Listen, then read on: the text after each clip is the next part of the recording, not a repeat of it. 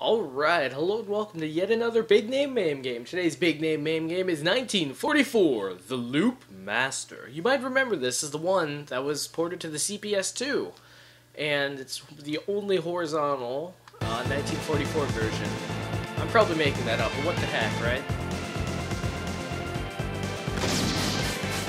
You might remember the original 1944 as the premier shoot-'em-up based on Earth, where they took the far-off, romanticized version of World War II, as opposed to space.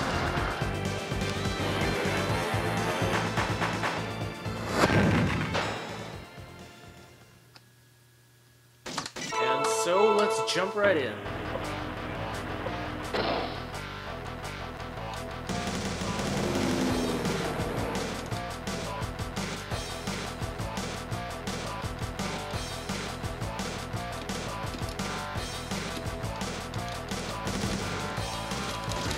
Dig that music, man.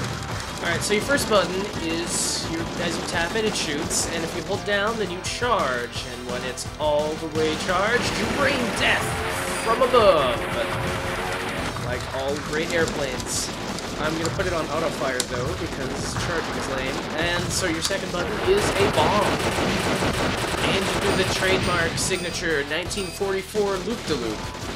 The original 1944 is kind of notable for, like, not really having a bomb so much as a button that allowed you to do loop-de-loops. And I'm pretty sure the loop-de-loops were a little partitioned off, so you can only... They work like bombs, basically. But it was a cool, neat little stylistic twist. So now we get into this game's main gimmick, where you can get little helper planes that kind of hang around by your guy. And, sadly, they also kind of sacrifice themselves to the bullet fire. And they're not always long for this world. Also, this is one of those shoot-'em-ups where you have a health bar. I can't look right now to see where it is, but I'm pretty sure it's there. That sucks. But, oh yeah, there's a power bar. It's flashing red to indicate that I am incredibly healthy. Red, similar to heartbeat, you see. And if you think that was pretty fast for a stage, well, yes. This game basically works by you going through like 30 stages. I remember like, oh, okay, 15. But I remember playing through it, and that's like at least twice as many as any other shoot-'em-up out there. Except the stages are kind of like fast, and after about 5 minutes, once the music starts like repeating itself, then the missions do get a little repetitive. But while you're in that first initial, while you're on that honeymoon period, this is a pretty awesome game.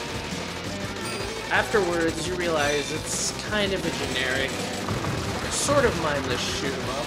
I mean, there is room for skill in this game, but it's, by and large, not really the main focus. The main focus is sort of just having like this awesome, big, heavy shoot-'em-up adventure, just like you used to have back in the days of the arcades. Hey, auto-fire.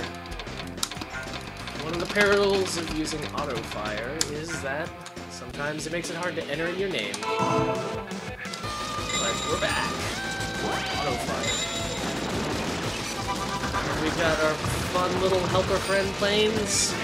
As you die, then you get more of these helper little friend plane power-ups until eventually you've got like 20 or something. And you literally cannot use them all. Like, it's just not possible. Which is pretty good, because in the later stages, they kind of can use them pretty quickly. So this would be a pretty opportune time to test out the charge attack, which there we go. And now we give a boss a taste of his own medicine. He didn't like it, of course, but what can we do? We're back to auto-fire, not the best time to be messing around with settings. Although I will say, that does serve as a ringing endorsement of the arcade stick, fight stick thing, whatever you want to call it, just use it. It has its own built-in auto-fire system, so if you're like, even if you're in the middle of a game, you can switch on and off auto-fire. It's pretty cool. It's the nice little tool that the modern world gives you. Although, that being said, I mean, they used to have controllers back in the day where you could turn auto-fire on and off. Heck, it would even be switches, which is a little bit less cumbersome than this. So now you're listening to the third audio track. You'll be hearing it a lot later in the game if you decide to play through all the levels for whatever reason.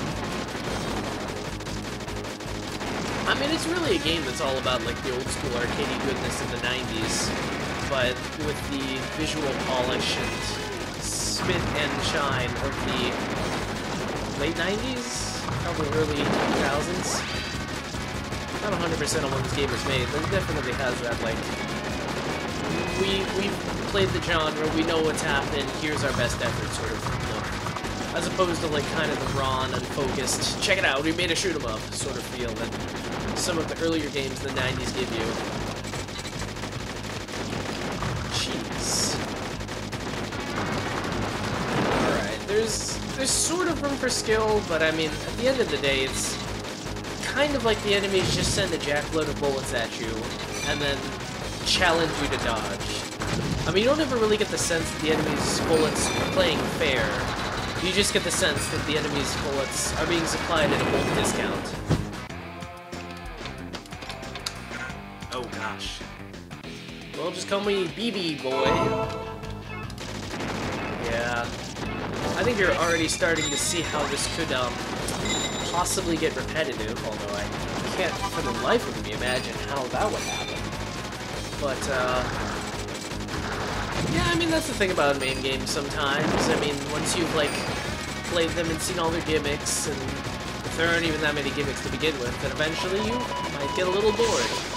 Which is kind of terrible if you think about it, because it's like, look at this game. It looks awesome, it's got the great rockin' music 24/7, but there's just not a lot more to it than that.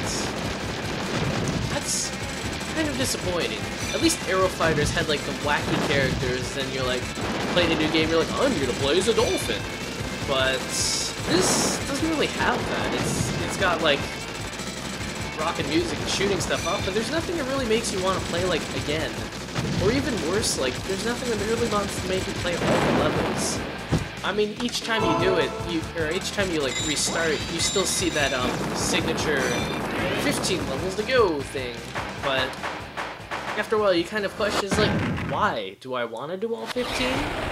Come on, I see the side F power up right there, I could get it. If I can move. Oh, I can move. Go, go, go! Also, this is one of the more distinctive tracks, perhaps because it's by ZZ Top. Hello.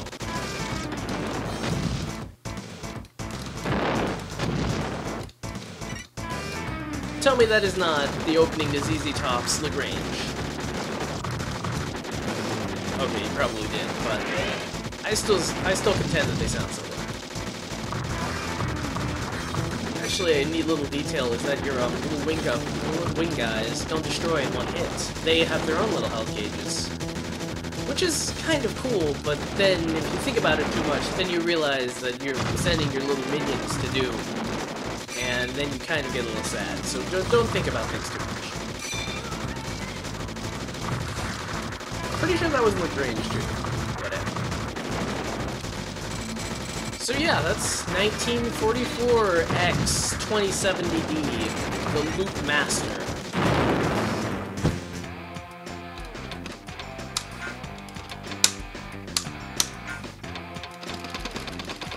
As is the norm for shoot 'em ups, it's a little bit hard to set a high score if you're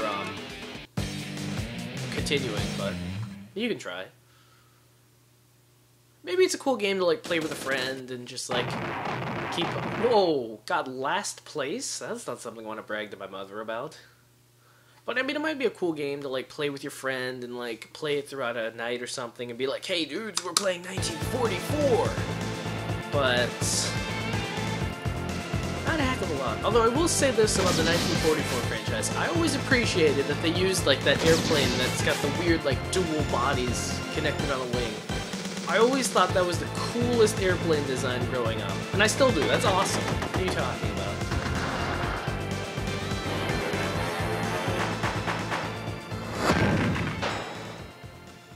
$2,000. Alright, so I called it. Well, on that note, It's been fun, but it's also been a little generic. Disappointingly generic. I mean, it had all the markings of a cool game. It's just you can't let the gameplay suffer because of graphics. Anyway, on that note, this cat's got a scat.